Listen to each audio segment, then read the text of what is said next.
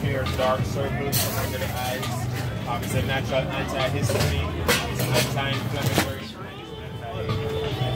and it's 100% natural. I know I already did this, but I'm going to do another one. This is as natural as it gets.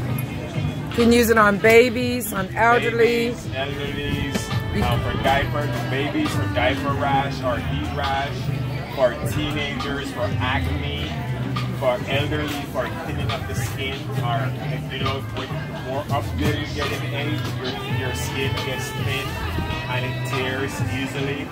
It's wonderful for that. It will help the skin put back some more elasticity in the skin so that the skin doesn't tear that easily. You could use it as an intimate moisturizer. Okay. Yep.